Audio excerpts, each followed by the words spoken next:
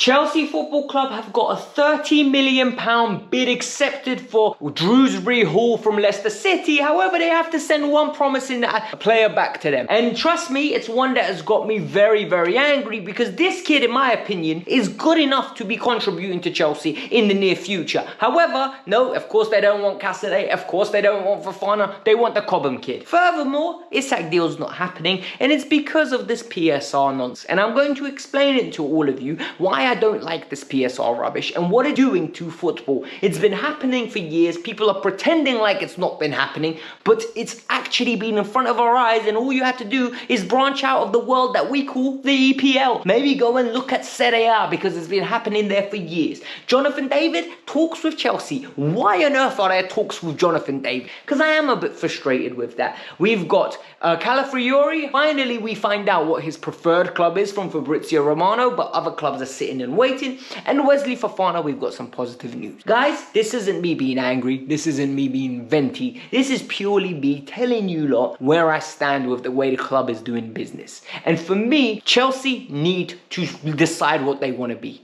Because Dewsbury Hall is an investment for 3 years, by the way. I'm going to talk about that I don't think is necessary. Hit the like button for 1,000 likes. Subscribe to the channel if you're new to the channel. You're getting the cold hard truth. You don't like it, you don't need to watch. Let's get on with it. Chelsea Football Club at this moment in time have just agreed a £30 million bid for Dewsbury Hall from Leicester City. We've known the interest has been there. Apparently, this is led by the directors and not led by the manager Enzo Maresca, as a lot of people predicted. However, this is where it gets interesting. How many years is he getting on his contract? 1, 2, 3, 7, 8, 9? The way at other players? No, he's getting 3 years. He's getting 3 years on his contract. June 2026. Can you just explain to me what Chelsea are trying to do here? £30 million investment into a player and giving him a 3-year deal in an opportunistic world where you are actively given 7, 8, 9 years to players. Enzo Fernandez got 9 years. Caicedo got 8. Wesley Fofana got 7. Players are getting 5s, and you're giving this man a 3-year contract. What this tells me, and the reality is this news is coming from Fabrizio, Matt Law, and Ornstein. We know it's reliable. What this tells me is you don't rate this player, and this is an accounting move for the decade. This, for me, stinks. We do not need to do this move unless there is a genuine financial issue that there is, and we don't know something, but everything we've heard, we don't have PSR issues. We got rid of Maatsen, we got rid of Hall, we've got rid of other players, and we've balanced the books affirmatively. Now what? Leicester City want a player in return. Of course it's not Fofana. No one rates Fofana like that. Of course it's not Cassidy. They already had him. They don't want him in return. They want Michael Golding. Michael Golding already made an appearance under Maurizio Pochettino, but after that, he never made any other appearances, because you know what Pochettino used Cobham for? Musical chairs. One day it's Tariq George, one day it's Michael Golding. Then it's going to be Akpom, then it's going to be Achapong, then it's going to be Gilchrist, then it's going to be another player, then it's going to be another player. There was no consistency of who was getting promoted. Everyone just gets a seat on the chair. Everyone gets that £10,000 ticket at Stamford Bridge to watch the football and just make up a seat. This frustrated me at the time, and it frustrates me even more, because this kid now is going to go on, and I am demanding Chelsea secure a big boy fee. 25 million, 30 million, something of that magnitude. Because what is happening at this moment is we're losing a good young talent that could have a pathway into the first team because of the way he plays, for a replacement factor in who? None other, Dewsbury Hall, who I don't think is better than Santos, and I don't think he's better than Carney Chukwuemeka. I'm sorry. But now he's going to come in for the 3-year contract. Whether he's going to play or not, he's just going to block a pathway. If you had a long-term plan for this player, I would say one thing. You know what? Maybe we're doing something right. Maybe they're planning for the future with him. Maybe he fits the... I don't believe that they're planning anything. You're planning for 3 years. Next year, what, you're going to give him a pay rise? Unacceptable. Absolutely unacceptable from Chelsea. Fabrizio Romano finally puts the nail in the coffin and explains that the deal for Isak is not happening, and we've basically got the explanation why without needing to. Newcastle United have decided to sell 2 young players, one to Nottingham Forest, who was called Anderson, 21 years old, for £30 million. Trust me, he's not that good. Second player is Mate. Mate is a Gambian international going to Brighton for £33 million.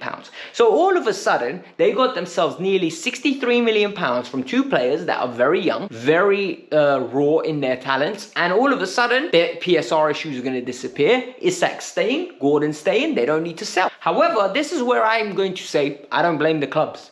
Do you know who I blame? I blame the PSR rules, and I blame the EPL. This, for me, is absolutely ridiculous. I understand what they're trying to do. They're trying to protect the clubs from owners that are going to invest and run away, the way Mashiri did with what's called Everton, because you just couldn't uphold the investments, allegedly, right? There are the stories that have been coming out.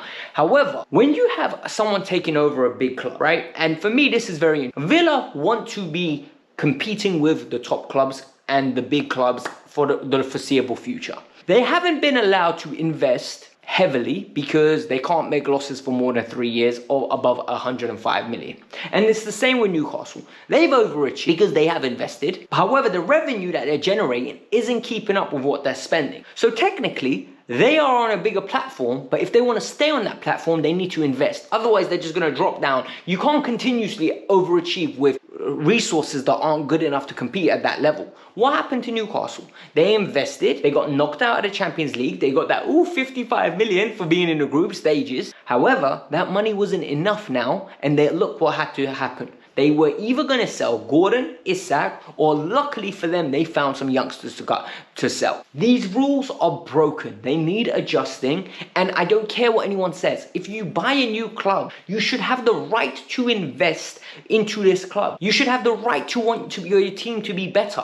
Why would anybody not make it sustainable and run away? Maybe if the owners just signed some kind of document saying, hey, look, here's the capital in the bank. If I ever go away, there's enough money for the club to be sustained for the next 10 years. Or for the next 5 years. Meaning, in that time frame, the new owner could absolutely get the club running slowly, efficiently down to the level that he wants to keep it at. And for me, that is responsible, that is authoritative, and more importantly, it promotes competition. At the moment, we're just going to have the big 6 and any other clubs that want to do business? They can't. They have to slowly. And what ends up happening? Stuttgart. What ends up happening? Dortmund. Anytime they get good players, we'll take him. We'll take him. We'll take him. Because the players want to win now. They don't have 4 years to wait. It's annoying, it's frustrating, and it is what it is. So this news really triggers me, right?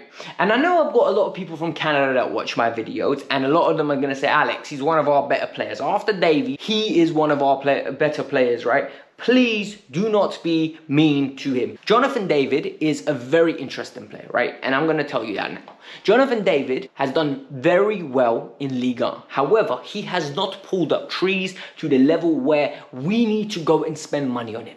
He is not the caliber of player. We have seen him for 5 years put up banging numbers in the terms of, okay, 19 goals, okay, 20 goals, okay, 24 goals. Penalty taking, which is a skill which you won't have at Chelsea because Cole Palmer's taking them. However, now there have been talks reported by The Athletic with his cap. Jonathan David has had a talk with Chelsea Football Club. Why? We have Nicholas Jackson, we have Christopher Nkunku, and please, for the love of God, just use either Mark Guiu or David Santos, Washington. Why are we finally investing into another player that's deemed experienced? Because all of you know what? Change the model, change the model, change the model. I kept on hearing it. Well, we have changed the model. Enjoy your Tussin. Enjoy your Dewsbury Halls. Enjoy your Jonathan David. Rather than players that actually could become world class one day, 21 years old, still need development. However, could be world class. Now we're getting players that won't be world class, that are happy sitting on these low wages. And what frustrates me is he's not of the caliber to be even considered for Chelsea. He's in the same boat as Dewsbury Hall. Good player, most probably a good squad player, but not of the level to push us to the next level. We need 2 signings this year. I said this before, maybe 3 if I'm pushing it. What I want is a goalkeeper that starts. I want a left back that I believe in, and I want a left winger or a right winger that will contribute with goals guaranteed. Other than that, I think we're stacked. We don't need no more signing. But what have Chelsea done? They've went and got me a centre-back. They've went and got me a striker who's a youngster. Now they've got me a centre midfielder. What about the 3 positions I need? What about the 3 positions I need? I'm getting frustrated here, man. I'm genuine. You know what? I'm going to be calm. I'm going to calm down a bit. I'm going to wait a bit. And the reason I'm waiting a bit is because we still have the window open. There's still 2 more months for them to fix what needs to be fixed. Chelsea fans online have convinced themselves that they want Calafiori. However, Fabrizio Romano has come out and in my opinion has put a dagger in, right? He said EPL clubs are waiting for him. Arsenal, Chelsea, Liverpool, he basically said. But the player's preference is to go to Juventus. And I told you this when we were initially linked with him. Italian players like to stay at home. They like their weather, they like their food, and they like their people. They like to be in the company of what they know. They like to be in an environment, most Italians, where they feel comfortable because it's normal for them. They don't want to go to another league and readjust and reapply themselves. They're happy with Milan, Inter, Juventus. They grew up loving these clubs. And for him now, what is he going to do? Risk it with Arsenal, Chelsea, Liverpool, or go to Juventus, Thiago Motta's there, straight away direct transition. Obviously, he's going to stay there. And for me, this is a non-starter. I will be shocked if he does not join Juventus. I will be shocked if he comes to England. Calafiori will be going to, Juventus, or staying in Italy somewhere. Furthermore, and this is the final part, Chelsea don't need any more centre-halves. Chelsea have got too many centre-halves on their books. Just think about it. Look at it in detail, right? We've got Livakoa, Badiashile, for that left-hand side. The right-hand side, we've got Trevor Chalobah, we've got Toussaint, and we've got Wesley Fofana now, who's officially back in training from Tuesday. He has proven this on IG. Furthermore, there's been an explanation that he's going to train with the under-23s. Then he's slowly going to go on the 8th with the first team. And that's where he's going to reside for the fitness training and slowly be integrated into the team. Voila. So why on earth are we going after Calafiori? We don't need another player. We just need a left back. We need a left winger or a right winger that contributes with goals regularly. And finally, we need a goalkeeper because I don't trust Sanchez. Guys, this was a little bit venti. I do not like the fact that Michael Golding is leaving for Dewsbury Hall, who's getting a 3-year deal. The 3-year deal absolutely triggered me. It did. Hit the like button, subscribe to the channel. Let me know your thoughts. Peace out. I'm out. Bye.